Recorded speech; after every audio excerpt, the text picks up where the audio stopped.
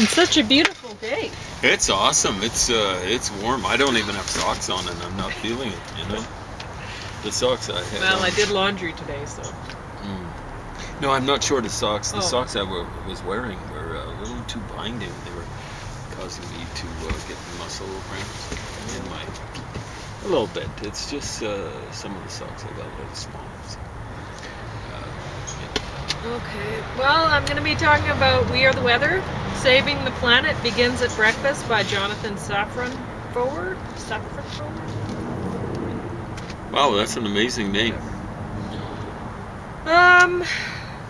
Now, first thing I'm going to say about this book is it took me a long time to decide to read it because the cover is not attractive.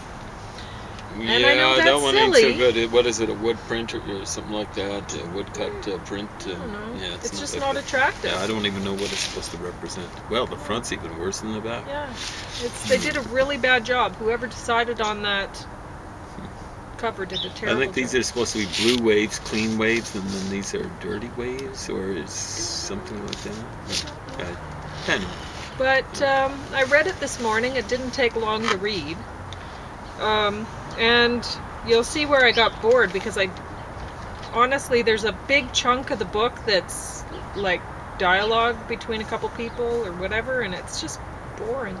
I don't know why it was included. The first bit's good. Is it an interview? Or? Yeah. Oh. Yeah. Usually. There, I opened it up and it was to it. Honestly. Yeah. So who's being interviewed, or? I don't know.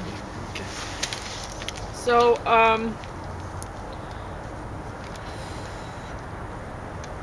anyway, I think, I can't remember.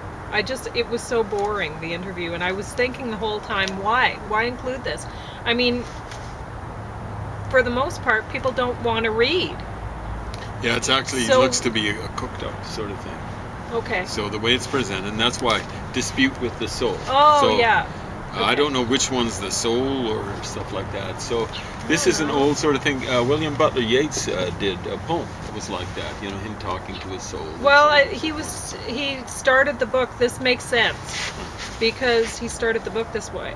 Oldest suicide note, ancient Egypt 4,000 years ago, titled Dispute with the Soul of One Who is Tired of Life. So that's why. Yeah, they've got that one all wrong. You know, that one's actually about the Egyptian, what happened to Egyptian civilization when the whole world got hit by something like a comet. 10 to a dozen pieces of comet. And so, of course, he's kind of, the person writing it is a little bit, I mean, he's seeing all sorts of people dying and stuff like that. So the world's trees didn't grow for 8 years, and civilizations went crashing down and all this sort of stuff. So it wasn't fun and stuff like that. Anyway, it's been misinterpreted by Egyptologists because for any Egyptologists get so many things wrong. It's shameful. But there we go. Anyway, so that's what that was about. It was just really boring. Well, it seems like a very yellow thing, you know, like... Well, yeah, but, you know, honestly, I really enjoyed the first part of the book. Well, that's a sad thing. Why would someone muck things up? And I said muck. You know, like, by doing all this stupid yellow stuff. Like, you know, let's deal with how you actually improve things, right? Yeah. How you... Like, really, there save was the only planet. enough material there for a novella. Or whatever. You know, would you call it that if it's nonfiction?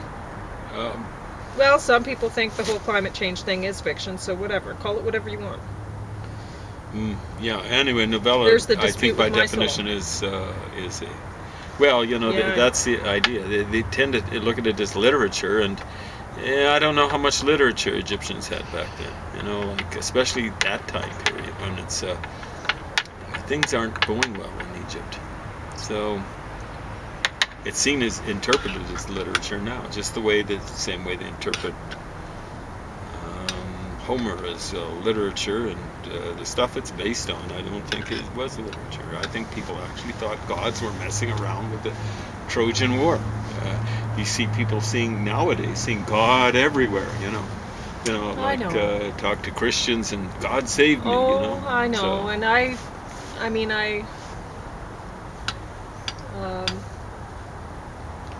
I visit somebody in the morning on Thursdays and Fridays, and he is very sure that it's the end of day is coming, and he always has some. And then somebody else in the room will say something like, well, you know, people have said that before about whatever. You know, this isn't the first time locusts have hit Oh, you heard about Africa. the locust thing, yeah? I hear about all sorts of news from him. Yeah. Well, it seems like big news. Okay. Locusts tend to go up and down, so, you know, like, the trouble is people see it going up and they say, oh, it's going to go on forever. It's the kind of thinking that people indulge in when they, looking at the other side of the coin, when they're looking at the stock market go up. You know, they're little analysts saying it'll never go down. You know, it's just, and of course, when they see it crashing, they're jumping out of their stocks and they're jumping out of buildings and stuff like that. Well, the stock market's never really history has been, and they always recover. So. All right, so page 8. During World War II, industrial productivity rose by 96%. Julia Child was a spy. Congress lowered the minimum taxable income in 1940. 10% of American workers paid federal income tax. By 1944, the number approached 100%. Page 20. Fundraising research experiment. If mailing featured a named individual as opposed to an unnamed group, donations increased by 110%. If the donor and the target belonged to the same religion, donations increased by 55%. If the target's poverty was presented as newfound instead of chronic, donations increased by 33%. Combining all these tactics led to a 300% increase in donation. Page 39. Honeybees flip over in a wave across the nest. It's called shimmering to ward off hornets. I thought that was cute. We were wondering about that, you know, bees and hornets, or bees and wasps. I suppose it's something similar. 50. I don't know how that wards off the wasp. Are they sticking their stingers towards? But he talks about the wave later on. You know how people do that in the. I don't think they do it that much whatever. anymore. But for a while, when was it? Did you notice it, like in the 90s or something like that? It was huge. So I always thought it was cute. It was a way of people getting together. It's usually when games got really boring. You know, their team's losing. Let's do the wave or whatever. The tobacco industry has genetically altered cigarettes to make them 2 times as addictive as they were 50 years ago. 3 in 4 smokers are from low-income neighborhoods. 51. Social change and climate change are caused by multiple chain reactions that occur simultaneously. Both cause and are caused by feedback loops. That's a quote from the book. Word for word. 55. Another quote. According to a 2017 analysis, recycling and tree planting are among the most often recommended personal choices to combat climate change, but they aren't high impact. They are feelings more than actions. Among other actions that are considered to be important but aren't high impact, installing solar panels, conserving energy, eating locally, composting, washing clothes with cold water and hang drying them, being sensitive to the amounts and kinds of packaging, buying organic food, replacing a conventional car with a hybrid. People who make those efforts, and only those efforts, are saying the word fist to an object they want to punch. He talked about that earlier in the book about is there any point to writing fist on like a boxer's glove, right? You don't have to label these things. So 57, electricity use accounts for 25% of annual greenhouse gas emissions. Agriculture accounts for 24%, mostly from animal agriculture. Manufacturing accounts for 24%. Transportation accounts for 14%. Building 6%. You know what? A lot of the time, go through the notes. To verify my quotes, because I read at 4:30 in the morning. I don't know that I get everything down correctly. 58 to 59, examples of gloomy future caused by global warming, so you can read those for yourself. I don't think it helps to put things like that in a book. I think people turn off when they hear whatever percentages about how many birds are going to die or whatever. I really don't think people listen to stuff like that You mean anymore. extrapolations? Yeah.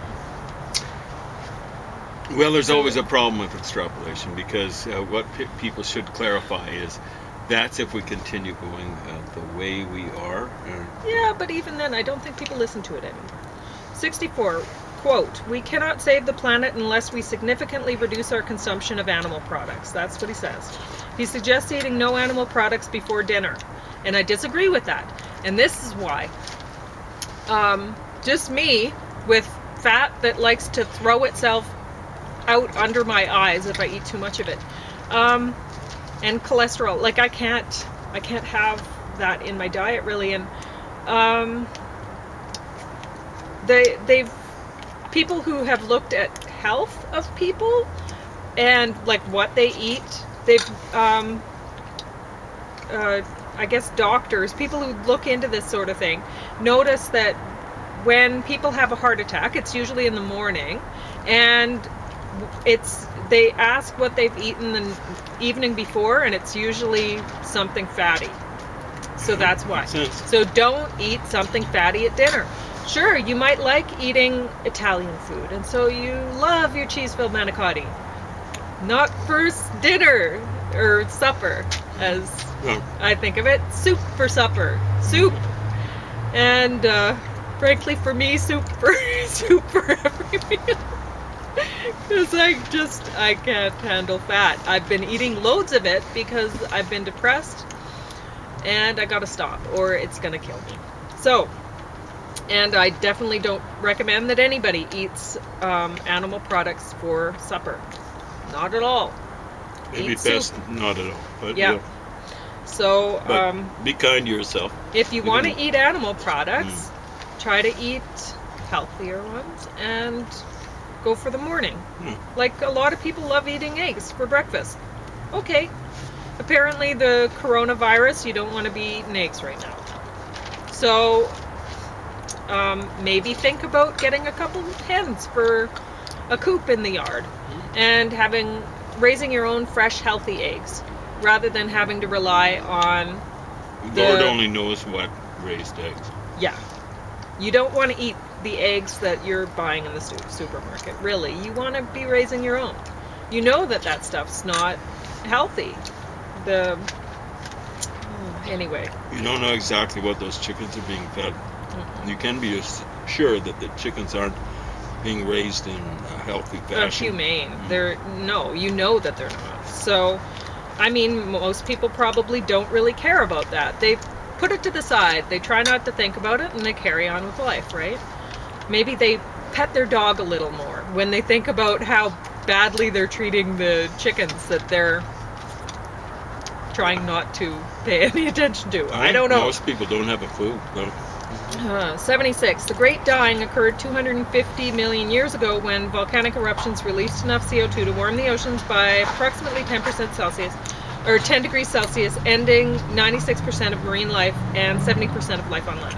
79. Globally, humans use 59% of all the land capable of growing crops to grow food for livestock.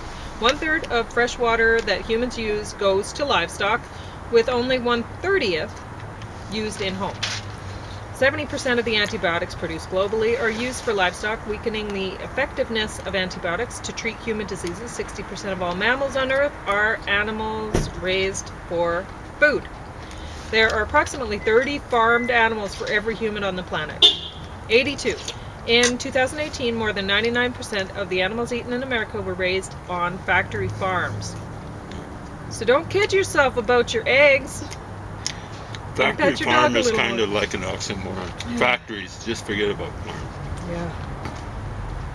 Anyway, 196. So there's a big gap there from page 82 to 196 because I was bored. I didn't enjoy the reading anymore. That's where that conversation was happening. So page 82, that's all you need to read to, because the rest's boring. Roy Scranton, author of Learning How to Die in the Anthropocene. I thought I might want to look that up to read it for myself. He was talking about how, the quote in the book anyway, was about how when his daughter was born, he cried twice. Once because he was so happy to see her.